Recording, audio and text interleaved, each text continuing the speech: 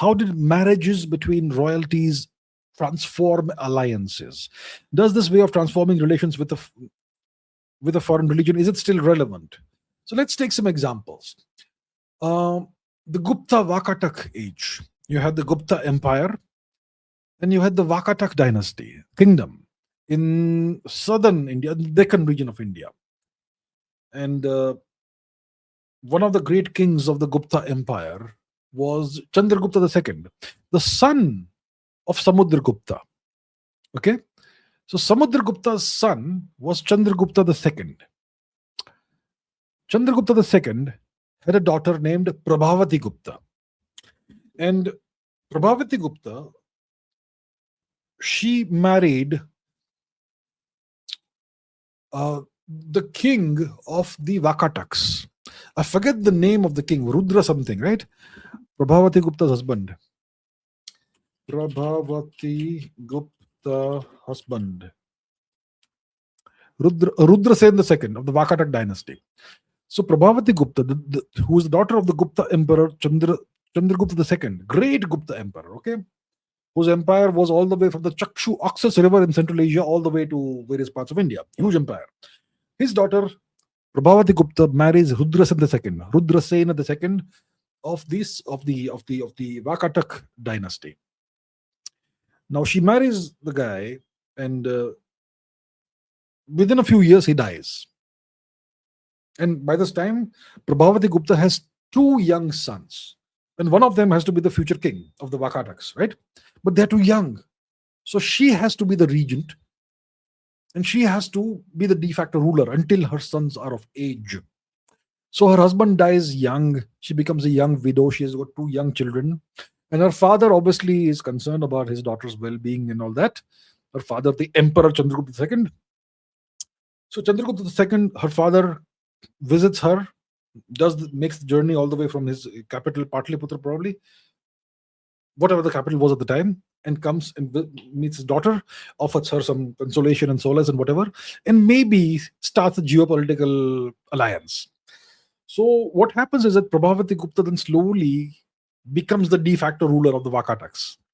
And this makes the Vakatak kingdom a de facto vassal of the Gupta Empire. So the marriage alliance transformed the whole geopolitical equation, right? That's one example. Another example is the marriage that is said to have happened between Chandragupta Maurya, and allegedly the marriage happened between him and the daughter of Seleucus Nicator, whatever her name was, right? So some historians say this never happened, some say it happened. I'm not sure what it is, but in case the marriage happened, it is what sealed the alliance between India and Greece, India and the Seleucids. So Alexander died after his defeat in India. He died in Babylon, and then his generals fought each other.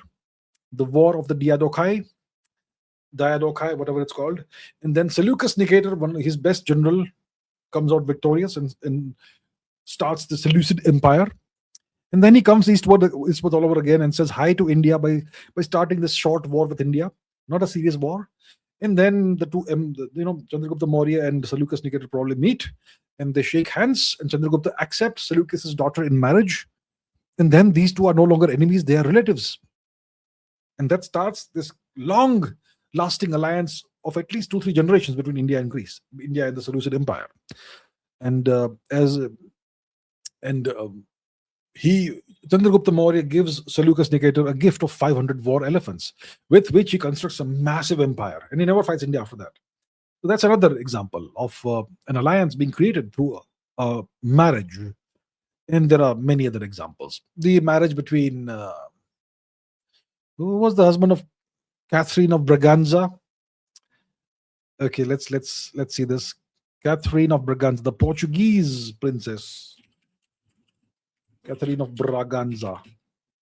She married Charles II of England.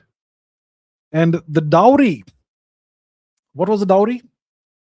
Among other things, the port of Bombay, as it was called at the time. That's how the British acquired Bombay. Of course, it's now Mumbai. At that time, it was called Bombaya. Bombaya, good bay. So, yeah, that's a significant event in the British occupation of India. Many such examples can be, examined.